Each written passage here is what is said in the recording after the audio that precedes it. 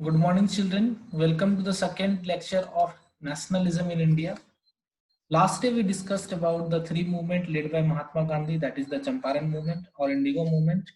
Then second one is Kheda crop failure, and the third one is Ahmedabad mill strike.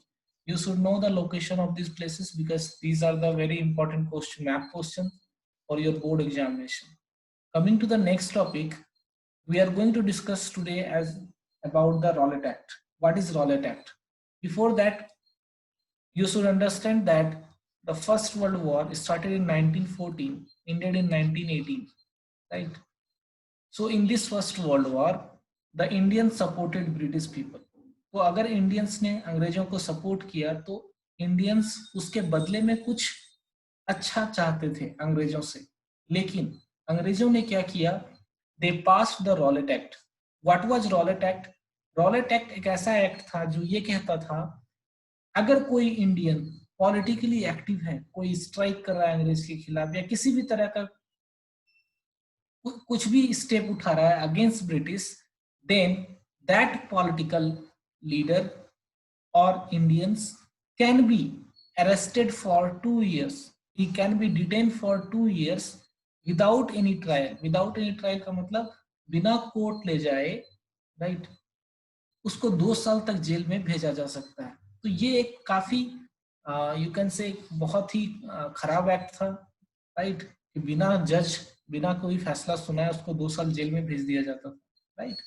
So Mahatma Gandhi was very disappointed with the Rowlatt Act, right? So Mahatma Gandhi ने ये decide किया कि we will start a civil disobedience movement, right? So understand here, it was civil disobedience movement. Civil disobedience movement का क्या मतलब होता है कि हम डिसओबे करेंगे द लॉ ऑफ ब्रिटिश, मतलब अंग्रेजों का जो भी लॉ होगा हम उसको डिसओबे करेंगे. सो ये नॉन वायलेंट भी होना था. नॉन वायलेंट मतलब किसी तरह का violent, as all of you know that Mahatma Gandhi कभी भी वायलेंट नहीं चाहते थे. तो महात्मा गांधी ने ये सोचा कि एक सिविल डिसोबीडियंस मूवमेंट स्टार्ट करेंगे, ठीक है? तो उसके लिए उसने क्या किया? 6 अप्रैल को हड़ताल जारी किया, राइट? 6 अप्रैल 1919 को महात्मा गांधी ने क्या कहा? We will start a strike. हड़ताल मतलब स्ट्राइक, राइट? सो जैसे ये हड़ताल स्टार्ट हुआ तो कई सारे लोग जो है वो स्ट्राइक पे चले गए, राइट और नॉट? और कई सारे जगह पर लोग जो है पीसफुल प्रोसेशन करने लगे, रोड पे चलने लगे, बाहर निकलने लगे, राइट और नॉट? और यू कैन से बैनर के साथ अंग्रेजों के खिलाफ जो भी है कुछ नारे लगाते हुए जाने लगे, राइट और नॉट?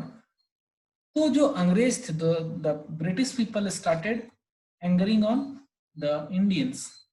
सो जो लोकल लीडर्स थे, ठीक है, जो लीडर्स लोग होते थे उनको पकड़ लिया जाता था फ्रॉम अमृतसर. देखो बेसिकली ये जो हुआ था मूवमेंट, ये हड़ताल जो हुआ था ये सबसे ज्यादा नॉर्थ पार्ट में हुआ था, राइट? तो अंग्रेजों ने इस हड़ताल को रोकने के लिए क्या किया? लोकल लीडर को अरेस्ट कर लिया. महात्मा गांधी को क्या बोला कि आप दिल्ली इंटर नहीं कर सकते, दिल्ली में उनको आने से मना कर दिया, right? So as you know that Delhi आने से क्यों मना किया? क्योंकि दिल्ली कैपिटल थी उस समय इंडिया की, राइट और नॉट? सो ऑन 10th अप्रैल अमृतसर में पुलिस ने क्या किया? एक पीसफुल प्रोसेशन, लोग शांति से जा रहे थे, ठीक है, वहां पर पुलिस ने फायरिंग की, राइट और नॉट? फायरिंग किया तो हवा में फायरिंग किया, राइट और नॉट? तो इसकी वजह से क्या हुआ? वहां के लोग काफी ज्यादा एंग्री हो गए, राइट और नॉट? लोगों ने बैंक के ऊपर अटैक करना शुरू कर दिया, पोस्ट ऑफिस के ऊपर अटैक करना शुरू कर दिया, रेलवे स्टेशन वगैरह, इन सभी जगह को लूटने लगे लोग, राइट? तो जब ऐसा सिचुएशन आ गया तो अंग्रेजों ने क्या किया? वहां पर मार्शल लॉ इम्पोज कर दिया. What is the meaning of martial law? Martial law का मतलब होता है सिंपल सा कि मिलिट्री का रूल, राइट और not? So as all of you know that military में कितना ज्यादा डिसिप्लिन होता है, राइट और नॉट? तो अंग्रेजों ने यहाँ पर मार्शल लॉ इम्पोज किया. सो बेसिकली मार्शल लॉ का जो प्रोविजंस होता है वो क्या होता है कि कोई भी इंसान एक साथ कई सारे लोग नहीं घूम सकते हैं, राइट और नॉट? या फिर गवर्नमेंट के खिलाफ या किसी तरह का वायलेंट एक्टिविटी नहीं कर सकते हैं. ये मार्शल लॉ के अंदर प्रोविजंस हैं. अगर ऐसा किया जाएगा तो फिर जो मिलिट्री है वो उसको अरेस्ट भी करेगी और पनिशमेंट भी देगी, राइट? तो जैसे ही मार्शल लॉ इम्पोज किया गया, ठीक है, जनरल डायर को ये कमांड दिया गया, ठीक है, जनरल डायर को बोला गया कि आप देखो मार्शल लॉ इम्पोज हो गया, संभालो सिटी को, राइट।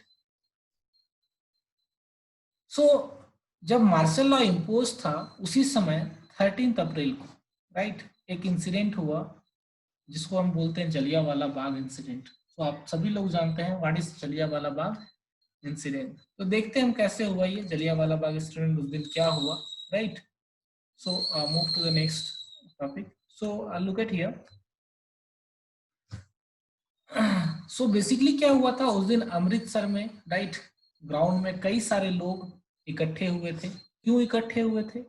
बेसिकली यहाँ पर लोग जो आए थे, कई सारे लोग अलग अलग पर्पज से आए थे। कुछ लोग आए थे to protest against government, right, government के खिलाफ प्रोटेस्ट करने के लिए। क्यों प्रोटेस्ट करने के लिए आए थे? क्योंकि गवर्नमेंट ने क्या किया था, कई सारे लोकल लीडर्स को अरेस्ट कर लिया था, राइट और not.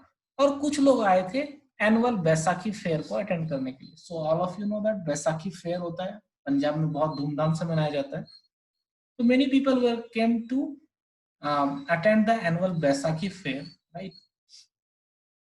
So because most of the people were from different villages, from different cities, right? So they were unaware of martial law. कई सारे लोगों को पता भी नहीं था कि martial law imposed है, right or not?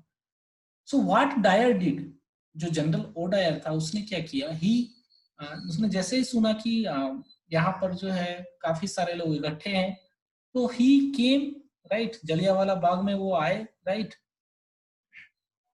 और जो एंट्री गेट है, एक ही एंट्री गेट था वहां पर, बाकी चारों तरफ बाउंड्री से घिरा हुआ था, पूरा जलियांवाला बाग पूरा बाउंड्री से घिरा हुआ था, एक छोटा सा गेट था, उसने एग्जिट को ब्लॉक किया, right, and he gave an order to the army to open fire, right. So army को उन्होंने ऑर्डर दिया कि आप खुले में फायर करो, क्राउड के ऊपर फायर करो, राइट, जो लोग के भीड़ है उनके ऊपर फायर करो। सो कई सारे लोग मारे गए वहां पर, राइट ना।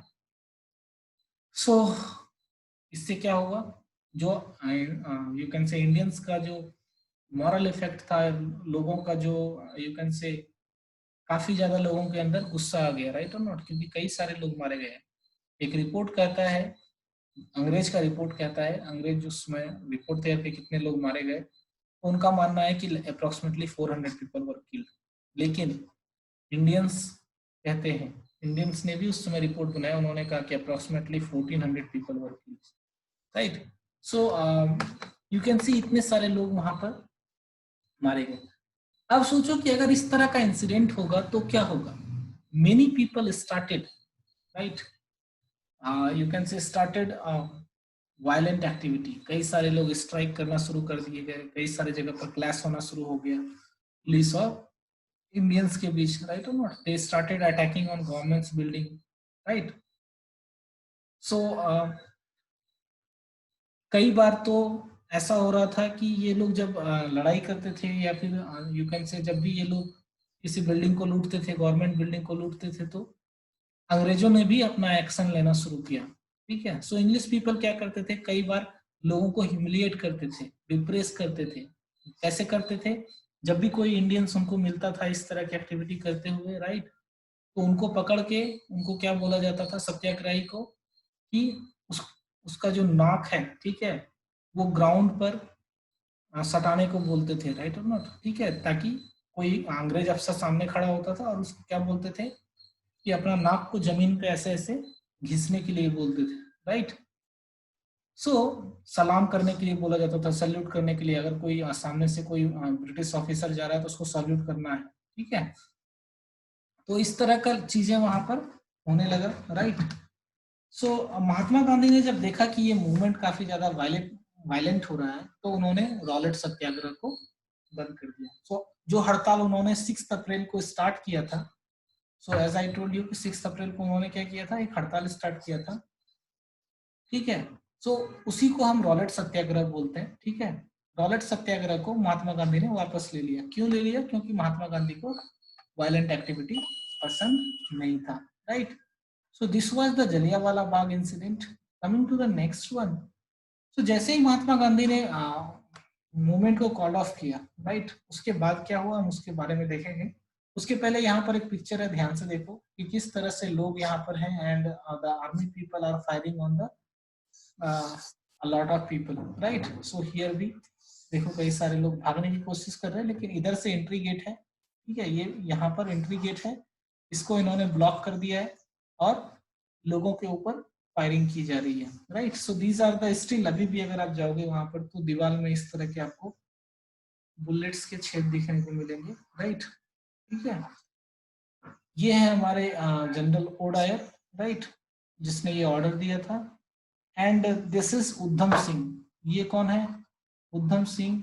ऐसा माना जाता है कि उधम सिंह ने क्या किया था, जनरल ओडायर का असैसिनेशन किया था, मतलब इनको मार दिया था बाद में उधम सिंह ने, ठीक है।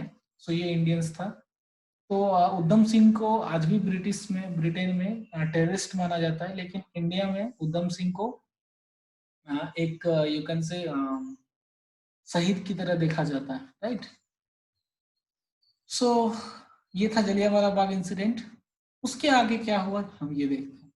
तो महात्मा गांधी ने जैसे ही रॉलेट सत्याग्रह वापस लिया, उनके मन में ये आ गया था कि अब हमें क्या करना पड़ेगा, कुछ बड़ा करना पड़ेगा, क्योंकि लोगों के अंदर जलियांवाला बाग इंसिडेंट का गुस्सा है। So Mahatma Gandhi wanted to use this anger of the people, right? So he started planning to a broad-based movement, right? वो क्या चाह रहे थे कि कंट्री में एक बहुत बड़ा मूवमेंट हो, जिसमें कि काफी सारे लोग पार्टिसिपेट करें, लॉट्स ऑफ पीपल पार्टिसिपेट, ठीक है, क्योंकि मूवमेंट तभी सक्सेसफुल हो सकता है जब ज्यादा लोग पार्टिसिपेट करें, right? So Mahatma Gandhi wanted to bring the combination of Hindu and Muslims. वो क्या चाहते थे कि हिंदू और मुस्लिम दोनों एक साथ आए, राइट? तो इसके लिए उसी समय 1918 में जब फर्स्ट वर्ल्ड वॉर खत्म हुआ, तो उसी समय एक चीज हो रही थी, इंडिया में नहीं, बाहर, इन ऑटोमन एम्पायर, टर्की के आसपास एक चीज हो रही थी। ऑटोमन एम्पायर का नाम आपने सुना है, राइट? ऑटोमन एम्पायर में क्या हो रहा था, first world war Ottoman empire हार चुका था, राइट? एंड इन ऑटोमन एम्पायर एक पोस्ट होता है जिसको हम बोलते हैं खलीफा। खलीफा is a political and spiritual head of Muslim community, right? Muslim community का, पूरे वर्ल्ड के मुस्लिम कम्युनिटी का एक स्पिरिचुअल एंड पॉलिटिकल लीडर होता है, जिसको हम खलीफा बोलते थे, राइट? सो जैसे ही फर्स्ट वर्ल्ड वॉर खत्म हुआ, ये र्यूमर फैला, ये जो खलीफा पोस्ट है, मुस्लिम कम्युनिटी का जो हेड है, उस पोस्ट को हटा दिया जाएगा, राइट? उस पोस्ट को हटा दिया जाएगा, और काफी ज्यादा गलत होने वाला है इसके खिलाफ, खलीफा के खिलाफ, राइट? और you can say Muslim community के खिलाफ, राइट? तो इससे क्या हुआ, जो मुस्लिम कम्युनिटी थे वो काफी ज्यादा गुस्से में आ गए, राइट और नॉट? तो ये जो खलीफा पोस्ट अबॉलिश होने वाला था, इसको डिफेंड करने के लिए, इसको रोकने के लिए इंडिया में खिलाफत कमेटी बनी, राइट? कब? 1919 में, मार्च 1919 में ये खिलाफत कमेटी बना, under the leadership of Ali brothers. देखो यहाँ पर अली ब्रदर्स है, ये अली ब्रदर्स हैं दोनों, इसमें से एक है मोहम्मद अली एंड दूसरा है शौकत अली, राइट? ये दोनों भाई मिलके खिलाफत कमेटी का फॉर्मेशन किया with some other leaders, right? So Mahatma Gandhi को ऐसा लगा कि चूंकि अंग्रेज लोग के खिलाफ ये मुस्लिम कम्युनिटी भी गुस्से में है। क्यों गुस्से में है? क्योंकि खिलाफत मूवमेंट, खिलाफ खलीफा पोस्ट को वो हटा रहे, राइट और नॉट? और दूसरी तरफ जलियांवाला इंसिडेंट को लेके हिंदू पीपल भी काफी ज्यादा एंगर में है, राइट? तो ऐसे सिचुएशन में महात्मा गांधी और अली ब्रदर्स दोनों मिलके उन्होंने डिसीजन लेना शुरू किया कि क्या हम हिंदू और मुस्लिम को एक साथ ला सकते हैं, राइट? तो यहाँ पर खिलाफत मूवमेंट की स्टार्ट होगी, राइट? उसके पहले हम ये देखते हैं थोड़ा सा कि जब हिंदू और मुस्लिम साथ आए तो एक मूवमेंट स्टार्ट हुआ, ठीक है, जिसको हम इंडिया में कहते हैं नॉन कोऑपरेशन मूवमेंट, ठीक है? तो बेसिकली 1920 में ये दोनों चीज स्टार्ट हुई, non cooperation movement also plus खिलाफत मूवमेंट, राइट। तो ये तो था खिलाफत मूवमेंट के बारे में, मैंने आपको बताया। अब हम बात करते हैं नॉन कॉपरेशन मूवमेंट के बारे में। सो जो रॉलेट सत्याग्रह हुआ था, इसके पहले जो रॉलेट सत्याग्रह हुआ था, ये एक मूवमेंट बड़ा था, लेकिन ये लिमिटेड था only to the cities. Rowlatt satyagraha जो हुआ, गवर्नमेंट बिल्डिंग जो लूट रहे थे इसके पहले, जलियांवाला बाग के इंसिडेंट के पहले, राइट, वो कहां तक लिमिटेड था? सिटीज टाउन में भी था, गांव गांव तक ये चीज नहीं पहुंची थी, राइट। सो महात्मा गांधी ने क्या किया था? सोचा था कि दोनों हिंदू मुस्लिम को एक साथ लाएंगे, राइट। इसलिए 1920 में सितंबर मंथ था, कोलकाता में इंडियन नेशनल कांग्रेस का सेशन चल रहा था, मीटिंग चल रहा था, जहां पर कि महात्मा गांधी ने क्या कहा, उन्होंने प्रपोजल रखा कि हमें क्या करना चाहिए, इंडिया में नॉन कॉपरेशन मूवमेंट स्टार्ट करना चाहिए। तो क्वेश्चन है कि नॉन कॉपरेशन मूवमेंट था क्या? महात्मा गांधी का मानना था that the British people can rule और आर रूलिंग, अंग्रेज हमें रूल कर रहे हैं। क्यों कर रहे हैं? क्योंकि इंडियन सपोर्ट कर रहे हैं, राइट और not? It is not possible for British to rule this much amount of people. India में जितने लोग रह रहे थे उस समय, राइट, उसमें 30 अप्रोक्सीमेटली 25 to 30 करोड़ पीपल रह रहे थे। ये 25 से 30 करोड़ लोगों को क्या कोई 1 लाख ब्रिटिश रूल कर सकता है? नहीं कर सकता है, राइट और नॉट? तो महात्मा गांधी का यही कहना था that they are able to rule us because we Indians are cooperating him, right. So हमें क्या करना चाहिए? नॉन कॉपरेशन करना चाहिए, हमें किसी तरह का उनको सपोर्ट नहीं करना चाहिए, अंग्रेजों को, राइट। तो 1920 से सितंबर 1920 से दिसंबर 1920, इसके बीच काफी ज्यादा मंथन हुआ इस बात पे कि नॉन कॉपरेशन मूवमेंट अडॉप्ट करना चाहिए कि नहीं करना चाहिए, राइट। तो कई सारे लोग फेवर में थे नॉन कॉपरेशन मूवमेंट के, और कई सारे लोग अगेंस्ट भी थे। तो अगेंस्ट क्यों थे उसके बारे में हम थोड़ा बाद में डिस्कस करेंगे, ठीक है। तो फाइनली 2 महीने के डिस्कशन के बाद 1920 में नागपुर में, it is in Maharashtra, non cooperation movements adopt कर लिया गया, राइट। इंडियन नेशनल कांग्रेस जो उस समय की सबसे बड़ी पार्टी थी, उन्होंने क्या कहा कि from now onwards we will start non cooperation movement, right. So जैसे ये अडॉप्ट हुआ, अडॉप्ट होने के बाद, ओके, अडॉप्ट होने के बाद ये प्रपोजल रखा गया कि इसको हम 3 स्टेज में करेंगे, 3 स्टेजेस में, right. 3 stages of non cooperation movement. Mahatma Gandhi ने कहा पहले कि हम इसको स्टार्ट करेंगे with the surrenders of titles that government awarded. कई सारे लोग उस समय थे, जैसे रविन्द्रनाथ टैगोर, ठीक है, उनको अंग्रेजों ने कुछ अवार्ड दिए थे, नाइटहुड का अवार्ड दिया था, राइट। तो महात्मा गांधी का कहना था कि जो भी इंडियंस हैं, जो प्रोमिनेंट इंडियंस हैं, जिनको अवार्ड मिला है, किसकी तरफ से? अंग्रेजों की तरफ से मिला है, उस अवार्ड को सबसे पहले अंग्रेजों को लौटाओ। सो लौटाने से क्या होगा? अंग्रेजों को ये पता चलेगा कि इंडियंस गुस्से में है, राइट और नॉट, ठीक है। सो पहला स्टेज में उन्होंने क्या कहा कि हम क्या करेंगे, जितना भी अवार्ड है, टाइटल्स है, जो नाम दिया गया अंग्रेजों के द्वारा, उन सभी को हम क्या करेंगे, वापस करेंगे टू द ब्रिटिश। दूसरे स्टेज में हम क्या करेंगे, बाइकआउट करेंगे ऑफ सिविल सर्विसेज। जो भी लोग काम कर रहे हैं, राइट, जैसे कि लॉयर है, टीचर्स हैं, राइट और नॉट, ये लोग क्या करेंगे, अपने जॉब को छोड़ देंगे। यही नहीं, जो इंडियंस आर्मी में हैं, अंग्रेजों के साथ नौकरी कर रहे हैं आर्मी में, राइट, जो पुलिस में नौकरी कर रहे हैं, ठीक है, कोर्ट में नौकरी कर रहे हैं, ये सभी लोग अपना जॉब क्या करेंगे, छोड़ देंगे। जो लेजिस्लेटिव काउंसिल है, जो पार्लियामेंट था उस समय, पार्लियामेंट में भी कुछ लोगों को, इंडियंस को भी शामिल किया गया था। तो क्या कहा महात्मा गांधी ने कि ये लोग अपना पार्लियामेंट भी छोड़ देंगे, लेजिस्लेटिव काउंसिल भी छोड़ देंगे, स्कूल छोड़ दिया जाएगा, ठीक है, बच्चे नहीं जाएंगे, स्टूडेंट नहीं जाएगा अंग्रेज के स्कूल में, राइट। और जो फॉरेन गुड्स से, जो बाहर से सामान आता है, उसको भी हम बाइकआउट करेंगे, मतलब बाहर से आए सामान को नहीं खरीदेंगे।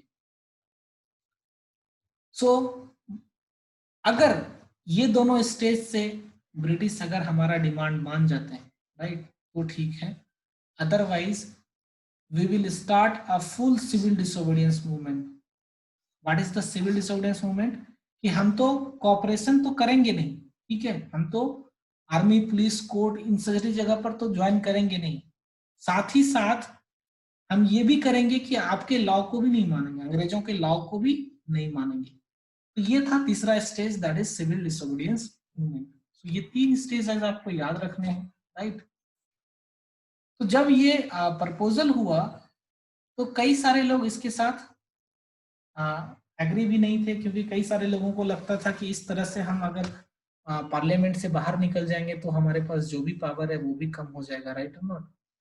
तो ये सारे कुछ लीडर नहीं चाहते थे कि इस तरह से नॉन कॉपरेशन मूवमेंट हो, लेकिन majority of the leaders wanted to start this type of non cooperation movement. तो उसके बाद नॉन कॉपरेशन मूवमेंट स्टार्ट हुआ। हम 3 अलग अलग जगह पर पढ़ेंगे, ठीक है। टाउन्स में कैसे स्टार्ट हुआ, गांव में कैसे स्टार्ट हुआ कंट्री साइड में, और एक पढ़ेंगे हम प्लांटेशन में, that is in the area of Assam, right. इस तरह से हुआ नॉन कॉपरेशन मूवमेंट। तो ये 3 अलग अलग जगह पर है, इसको हम नेक्स्ट देखेंगे, राइट। सो जितना मैंने आपको ये बताया वो आप एक बार रिवाइज कर लेना पूरा from starting, because this is a chapter in which you have to revise again and again, right? And this chapter is very simple comparison to the previous one, that is nationalism in Europe. So thank you, have a nice day.